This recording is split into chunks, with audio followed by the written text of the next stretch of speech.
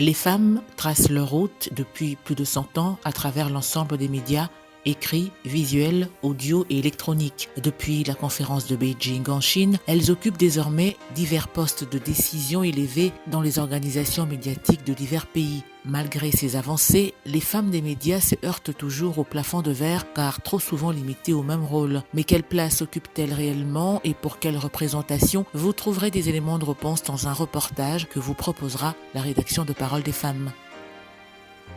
Femmes des médias, depuis plus de 20 ans, Rose Massala et Michel Maconcon ont été désignées en mars 2021 dernier directrices nationales exécutives et directrices adjointes de l'UCOFEM, l'Union congolaise des femmes des médias. Une désignation faite à l'issue d'une assemblée générale élective organisée par la structure dont la mission est de promouvoir les droits spécifiques, l'accès et l'image de la femme dans et par les médias. Elles nous en parleront dans la rubrique rencontre et pour terminer, nous respecterons notre tradition en ouvrant comme à l'accoutumée le portail de l'actualité de la condition des femmes dans le monde.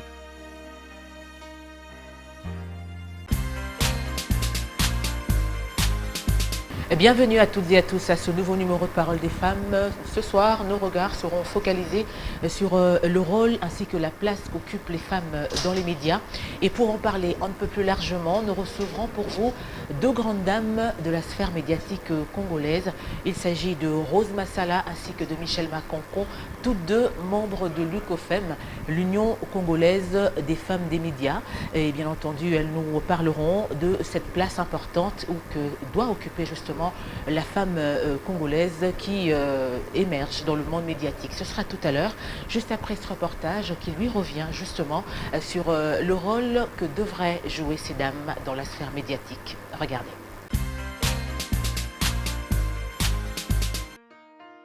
Longtemps réservé aux hommes, le métier de journaliste se féminise de plus en plus. Certaines ont fait le choix de se tourner vers l'investigation et dénoncent des violations de droits de l'homme, la corruption ou des sujets tabous dans une société donnée. Ce travail sur des données sensibles dérange et tout comme leurs collègues masculins, et ces journalistes sont victimes d'intimidation, de menaces, d'agressions, voire d'assassinats. Mais parce qu'elles sont des femmes, les pressions prennent parfois des formes spécifiques basées sur le genre, comme des campagnes de diffamation, des violences à caractère sexuel ou des menaces envers leur famille. Le simple fait d'être une femme journaliste peut être considéré dans certaines sociétés comme contraire aux normes sociales et être à l'origine de représailles. Dans une profession qui reste majoritairement masculine, de nombreuses femmes choisissent de garder silence sur les difficultés et les risques spécifiques auxquels elles sont exposées dans l'exercice de leur métier. Malgré l'impact psychologique de ces abus, le silence demeure la règle, la dénonciation l'exception.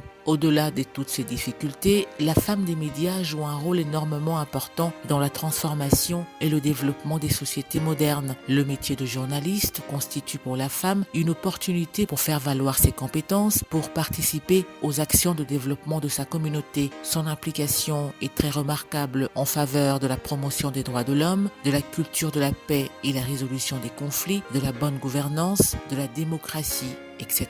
Grâce à son métier d'intermédiaire entre les faits de société, d'éducatrice de masse, d'informatrice ou d'animatrice culturelle, la femme a su apporter une valeur ajoutée à la profession d'informateur. La disponibilité, l'esprit de service, la sociabilité, la tolérance, le respect du public, ou encore le sourire sont autant des qualités que la femme a su intégrer dans les pratiques du journalisme dans le monde, particulièrement en République démocratique du Congo.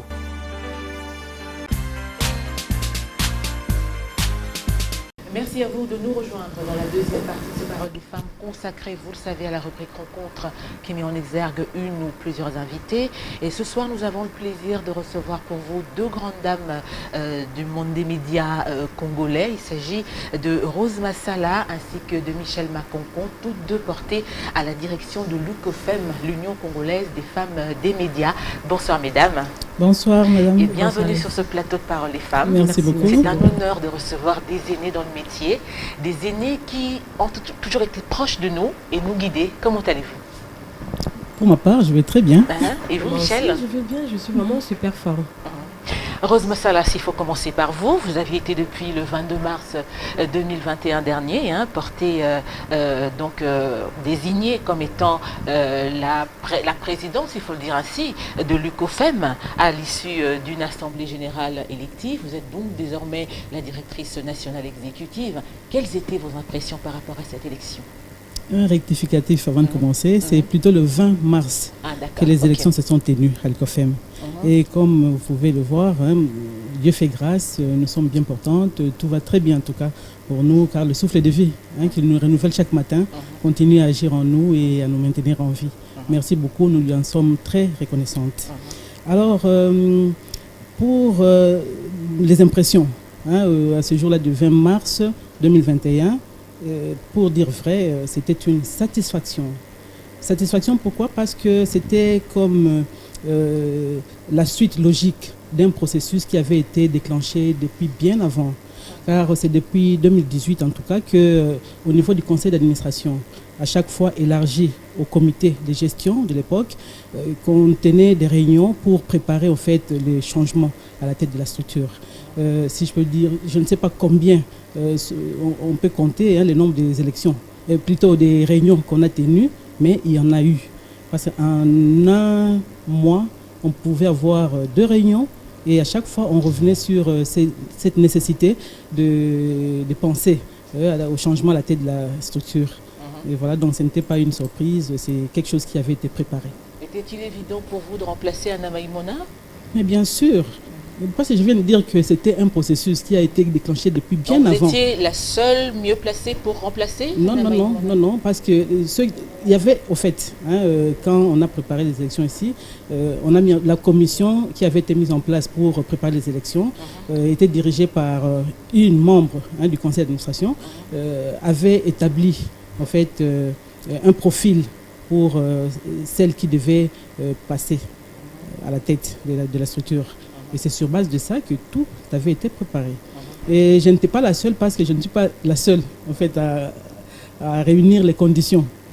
Mais bon, voilà, je me retrouve là, c'est que c'était le moment pour moi d'être là. Et vous êtes secondée par 2 directrices adjointes, dont Michel Maconco, qui est donc présente sur ce plateau. Alors dites-nous Michel, quel sens donnez-vous à ce nouvel engagement? Bon, je voulais dire ceci. C'est vraiment un sens de responsabilité. Un sens de responsabilité, de respect du texte et aussi de la démocratie. On doit ajouter aussi l'alternance. Nous ne sommes pas là pour exiger aux hommes politiques qu'on a les élections. Nous, mesdames, nous devons commencer par nos structures. Quand on organise ces élections, c'est un bel exercice démocratique. Nous donnons l'exemple, nous montrons l'exemple aux autres structures pour emboîter les pas. Les élections, un bel exemple démocratique pour l'UCOFEM, c'est le respect du texte de notre structure, le respect de nos membres aussi. On ne peut pas arriver à la tête sans passer par les élections. C'est ça les chemins obligés pour être à la tête d'une structure comme la nôtre. Certes, une nouvelle équipe demande peut-être une particularité. Que voudriez-vous ajouter de plus par rapport à l'équipe sortante? Bon, il y a beaucoup de choses, parce que dans une structure, c'est comme une maison. Il y a beaucoup de choses à ajouter. Par exemple, ce qui est important, c'est la formation quotidienne de nos membres. Dans nos différentes rédactions, souvent on ne nous assure pas de formation parce qu'on n'a pas le temps, on n'a pas ceci. Mais au niveau de l'UCOFEM, nous allons continuer avec la formation permanente. Et justement, en parlant des formations, quel est le bien fondé de ces différentes formations pour la femme journaliste? Le bien fondé, c'est quoi? Quand les femmes journalistes ou les journalistes en général vont en formation permanente, ils respectent surtout l'éthique et la déontologie. Vous allez voir, ils vont se distinguer dans leur façon de faire le travail. Elles vont se distinguer comment? Quand il y a une information, ils vont procéder par recouper les sources et donner une information bonne, la bonne information, objective et claires.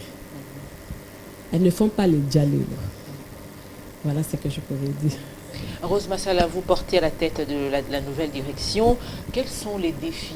C'est vrai que vous l'avez directement dit que vous êtes là pour redynamiser le secteur. Est-ce le seul défi ou il y a d'autres? Je disais déjà que la majorité de nos membres, les anciennes si on peut le dire, étaient un peu dispersés depuis un temps. Nous avons en fait ce souci de les faire revenir à la maison, parce qu'on dit plus on est unis, plus on est fort. Et nous avons le souci, en tout cas, parce qu'il y en a qui se plaignent, on le sent, on les entend quand on se croise.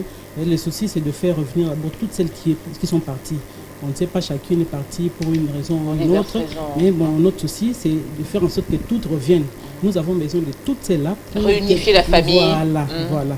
Et puis, continuer à encadrer les nouvelles qui se sont ajoutées et puis donner envie, c'est-à-dire susciter le besoin dans d'autres jeunes filles qui sont peut-être encore aux études, pour qu'elles aspirent vraiment à devenir journalistes, parce que la relève doit être assurée. Absolument. Okay. Et un autre défi, c'est de faire en sorte que nos bailleurs, parce que nous ne pouvons pas travailler sans avoir les gens qui nous épaulent, qui nous aident dans ce que nous faisons, c'est de faire en sorte que ces bailleurs-là ne nous lâchent pas. Et ceux qui sont partis, c'est de retourner vers eux avec des projets qui valent la peine, pour lesquels ils peuvent être intéressés de nous accompagner, car le souci de nous tous, c'est de faire rayonner la société. Ouais. Et donc nous avons ce souci-là de redynamiser nos relations avec nos bailleurs. Et nous félicitons d'abord et nous remercions ceux qui continuent à nous soutenir jusqu'à présent. Et nous attendons que les autres qui sont partis pour une raison ou une autre, qui nous reviennent. Et puis nous comptons en chercher d'autres pour plus d'activités. On en a besoin en tout cas. Oui. Alors s'il faut se remémorer un peu de l'historique de l'ICOFEN, c'est depuis 1997 que la structure existe.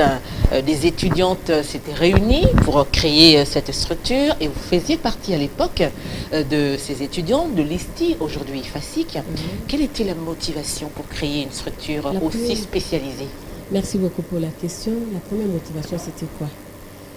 Toutes jeunes, nous étions dans les différentes rédactions, femmes intelligentes aussi, mais on s'est dit, mais on n'émerge pas. On était là pour de reportages de chiens écrasés. Souvent, le reportage ayant trait à la politique, c'était réservé aux hommes, mais pour de petits reportages, panier de la ménagère, chiens écrasés, aller chercher des informations dans la rue, là, c'était pour des femmes. On s'est dit, mais on est là. Nous avons la même capacité, on a étudié dans une même école. Alors, nous, on voulait aussi que la femme qui est dans une rédaction puisse émerger. L'émergence de la femme dans les différentes rédactions. On ne doit pas rester au bas d'échelle, mais on devait aussi monter. Là, c'était la première motivation. La deuxième, c'était quoi? La femme journaliste de l'époque. On le collait de tout le monde, de tous les hommes. C'est la femme de tout le monde. Quand on voit une femme journaliste à la télé, Bandumba, les femmes de tout le monde, les femmes faciles, Baba Lakate. Voilà. Mais on s'est dit non, nous voulons changer quand même l'image de la femme. Les femmes journalistes, les femmes intellectuelles, il y a aussi des femmes mariées. Il y a aussi des femmes qui ont des enfants, qui assurent. Non, changer cette idée.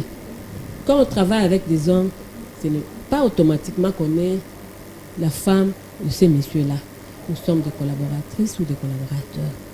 On voulait d'abord changer la donne, changer cet esprit-là. La journaliste, c'est quelqu'un qui travaille, une femme qu'on doit respecter. Comme on avait l'idée de changer cet aspect de choses, la femme de tout le monde, la femme légère, ceci, cela, on s'est dit non, nous allons créer notre structure où on va changer ces deux aspects, la femme de tout le monde, et aussi nous voulons émerger, donc accéder au poste de décision. Pourquoi pas avoir nos propres médias aujourd'hui? Même ici, il y a des femmes des femmes qui assument le poste de commandement à Digital Congo et aussi ailleurs, pour ne pas citer quand même le nom. Alors, c'était ça. Mais quand on a commencé, on n'a pas vu ça. Aujourd'hui, il y a des femmes qui gèrent des radios, des télés, il y a des femmes qui ont leurs propres médias.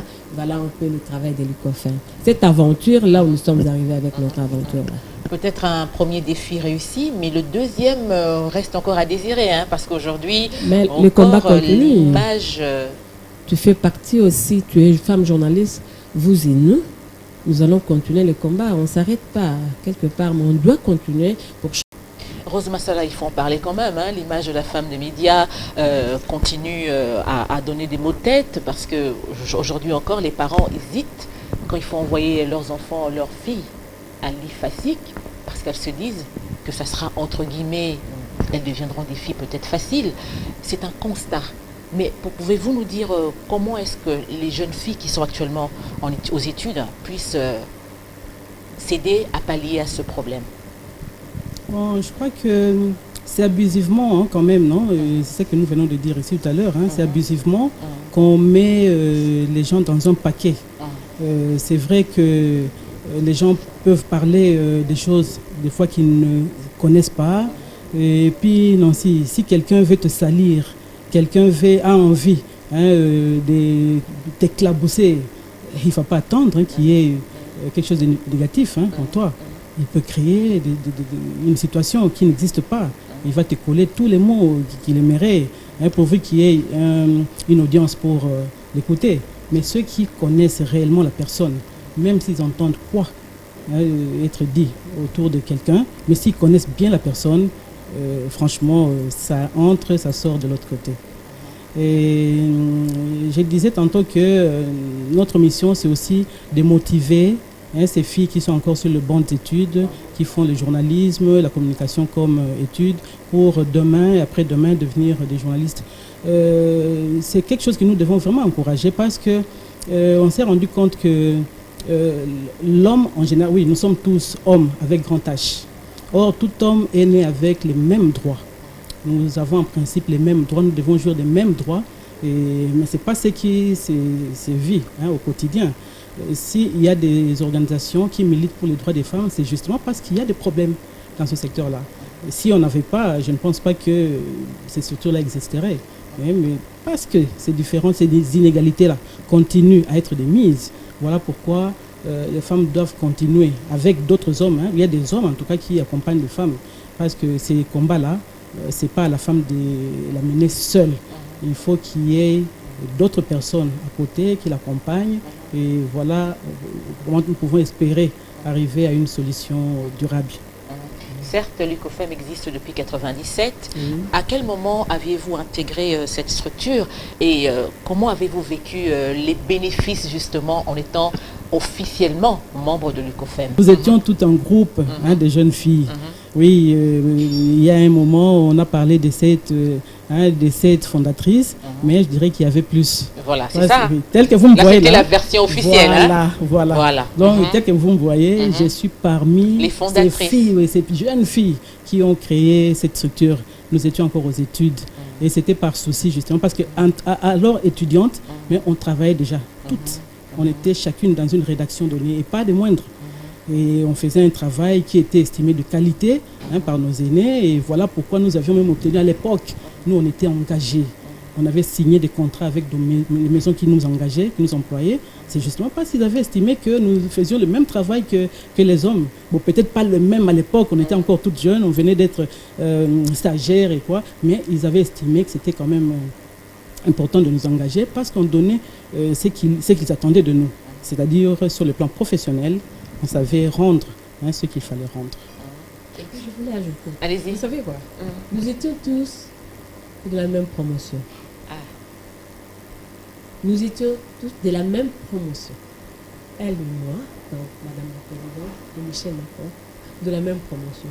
Sauf que quand nous sommes arrivés en licence, nous avons choisi de spécialités différentes. Mais nous avons fini ensemble.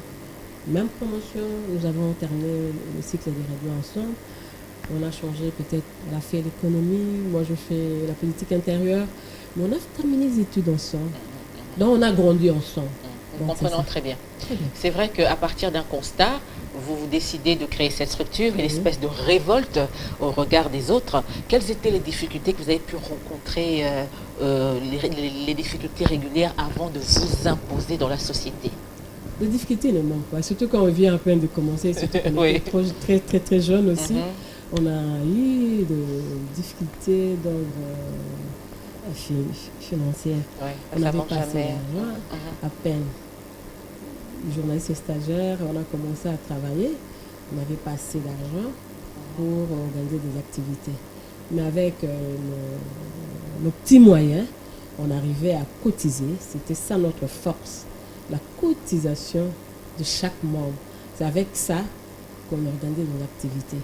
On n'avait pas encore de bailleurs qui pouvaient nous financer. On s'autofinançait. Et aussi, on n'avait pas un bureau. On n'avait pas de bureau. C'est un parent, paix à son âme, il est décédé. Marité Kapinga, qui est membre d'ailleurs, jusqu'à là, elle est membre fondatrice de l'UCOFEM. Elle est à l'extérieur du pays, aux États-Unis. C'est son père, son défunt papa, qui nous a accordé la parcelle pour aller se réunir chaque semaine, pour aller faire nos réunions. Même avant d'arriver, le défunt papa a prêté déjà le coin, le jardin. Il était vraiment de votre côté. Hein? Oui. C'était sur Avenue Congolo, derrière le stade de Martyrs. C'est sur cette avenue-là. Chaque fois qu'on arrivait, c'était le lundi, premier lundi de chaque semaine. Qu'est-ce que le défunt papa faisait?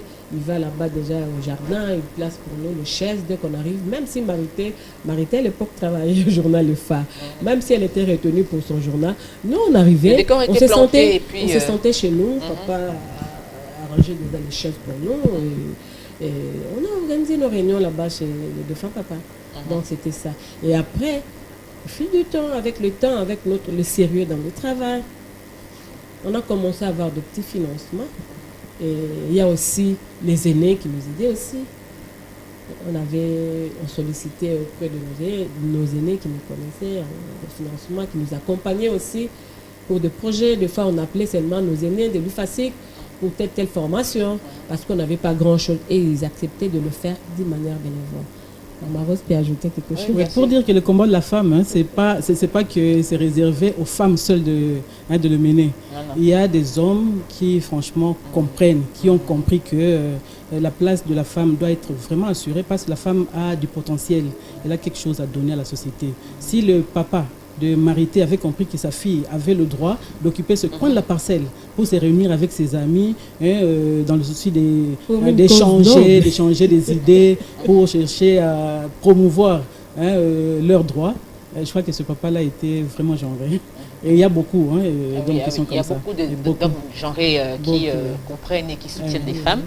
C'est vrai que vous luttez pour que la femme congolaise dans les médias ait une place qui lui est réservée. Mais quelles sont les formations ou encore les activités qui ont plus marqué les activités de l'UCOFEM dans la société, les activités qui ont pu justement permettre à cette femme d'avoir un niveau un peu plus élevé et d'en être fière aujourd'hui? On commence par vous. Sur cette question, je dirais que l'UCOFEM a organisé quand même beaucoup. On a commencé par des concours. Dans nos débuts, là, on a organisé des concours pour faire valoir ces filles qui excellaient dans leurs médias, dans les différents médias.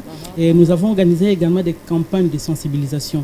Là, c'est depuis que nous avons commencé que nous organisons ce genre de campagnes, aussi bien dans des rédactions. C'est pour emmener, ce sont des campagnes, en même temps des plaidoyers, pour amener les responsables des médias à considérer la femme comme un acteur ou une actrice de développement, qu'une femme qui est dans une rédaction, si elle excelle, si elle travaille bien, si elle donne le meilleur d'elle-même, quand on pense à faire valoir leurs compétences par des promotions, en tout cas on demande aux responsables des médias, et ça régulièrement en tout cas, de toujours penser aussi aux femmes, et de ne pas les négliger, parce que le développement d'une structure, le développement d'un métier, le développement de toute la nation dépend de l'apport de tous et chacun. C'est l'exemple qu'on verra dans des pays du Nord, là où la société connaît un développement vraiment fulgurant. C'est parce qu'on tient compte et de l'homme et de la femme. Et vous verrez même que dans ces pays-là, les femmes sont tout le temps aux commandes. Voilà. Absolument. Pour compléter, même digital est sélectionné chaque fois quand nous venons, digital quand on est sélectionné, chaque fois quand nous venons faire du plaidoyer auprès de responsables. Quand on vient faire de plaidoyer, on ne demande pas la facilité. Mais nous venons peut-être expliquer s'il y a des femmes compétentes ici dans votre chaîne, au moment quand il faut promouvoir les hommes, promouvoir les journalistes, pensez aussi à donner, à accorder une promotion à cette femme qui excelle et puis qui est compétente. Donc c'est ça un peu ce que nous faisons dans les différents médias. Donc le plaidoyer, on ne sollicite pas, on ne va pas pour qu'on nous accorde une faveur. C'est pas une faveur. C'est la méritocratie, au fait. C'est la méritocratie. Quand nous venons, nous demandons aux responsables, même les femmes qui sont compétentes, et puis accorder comment dirais-je, il faut les accorder au moins cette chance-là d'émerger. Des postes de il ne faut pas les responsabilité. étouffer. Donc c'est ce que nous faisons. Une dernière question avant de terminer l'émission de ce jour. Le métier de journalisme demeure très dangereux, risqué, et cette femme qui s'engage dans les médias se sent de plus en plus exposée. Alors, est-ce que l'UCOFEM a des suggestions par rapport à la sécurité de cette femme qui exerce dans le monde médiatique? Rose Massala. Je ne dirais pas solution comme telle, c'est donc notre rapport. En tant que femme des médias, avant tout, ce que nous mettons à la disposition des autres femmes des médias, ce sont des formations. Ce sont des formations parce que quand quelqu'un est très bien outillé dans son domaine d'exercice, quand il est bien outillé, en tout cas, ça peut le mettre à l'abri de certains débordements et puis des abus de toutes les manières. Nous sensibilisons déjà pour que les violences sexuelles, les harcèlements sexuels cessent au milieu du travail. Et nous faisons en sorte que les femmes qui évoluent dans des médias, dans différents médias, soient outillées dans plusieurs domaines d'ailleurs. Nous venons à peine d'organiser une autre activité avec l'UNESCO.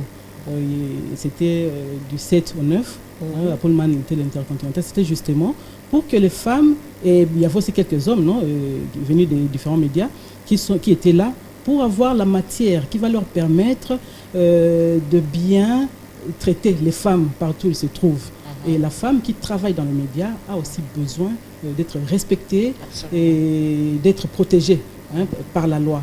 Et ça doit commencer par la structure elle-même qui l'engage. C'est-à-dire les patrons des différents organes de presse doivent veiller à ce que les femmes qui travaillent, tout comme les hommes, soient à l'abri de tout mépris qui peuvent avoir avec le métier qu'ils exercent, mais d'autres aussi qui n'ont rien à voir du tout avec le métier. Donc la protection doit partir d'abord de la maison.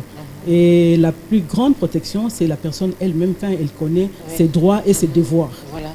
C'est comme ça que nous organisons tout le temps des formations. Nous allons vers des experts qui apportent leur expertise, leur matière pour outiller nos différents membres partout où ils se trouvent. Michel, un mot à ajouter? Nous abordons dans le même sens comme Madame la Présidente. Quand on est bien outillé, on se distingue par le travail. Je crois que harcèlement sexuel, harcèlement au niveau du travail, vous allez échapper. Vous allez échapper tout ça.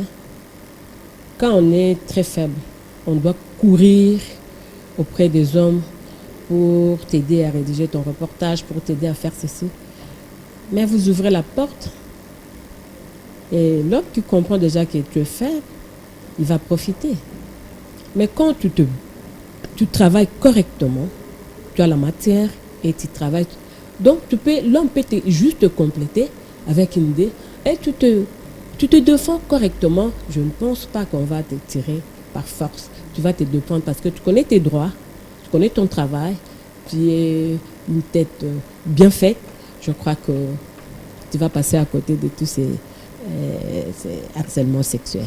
En tout cas, ça a été un plaisir pour nous, mesdames, d'avoir eu à discuter avec vous. Et surtout, bonne chance pour ce nouveau mandat. Et à très bientôt, nous l'espérons, pour d'autres discussions. Plaisir partagé, Nancy. Merci beaucoup. Merci de nous inviter sur ce plateau. Merci beaucoup. Voilà, mesdames, messieurs, nous allons, avant de mettre un terme à l'émission de ce soir, vous proposer la rubrique Clin d'œil. Regardez. Voici pour vous l'actualité de la condition des femmes dans le monde. Le 14 juillet, jour de défilé militaire sur les Champs-Élysées à Paris, l'occasion de se pencher sur la volonté de féminisation des armées prônée par le gouvernement français depuis le début du mandat du président Macron est incarnée par la nomination d'une femme ministre des Armées. Si en 2018, une femme officier ouvrait pour la première fois la marche, qu'en est-il des conditions de travail et du harcèlement sexiste ou sexuel que certaines ont osé dénoncé parfois au prix d'une mission forcée. En 2019, Florence Parly, la ministre française des Armées, avait annoncé le plan mixité, un train de mesures conçu pour faire progresser la présence des femmes au sein des 26 000 membres. Année après année, elles sont de plus en plus présentes dans l'armée.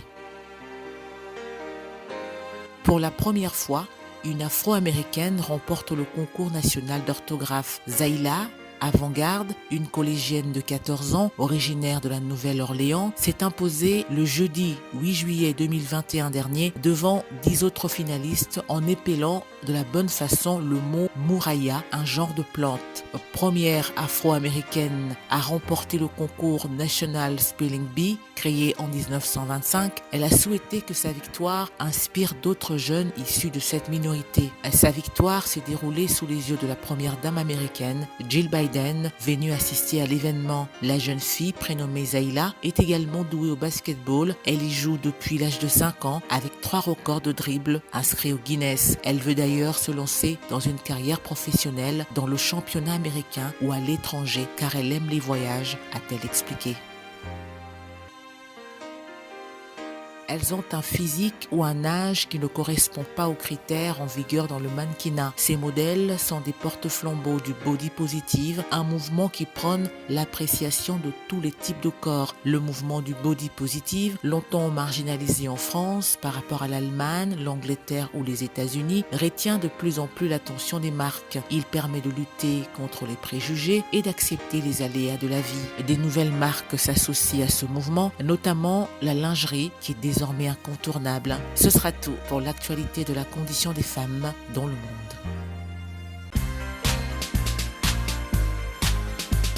Parole des femmes, c'est terminé pour ce jour. Ça a été un plaisir pour nous de vous l'avoir proposé, présenté.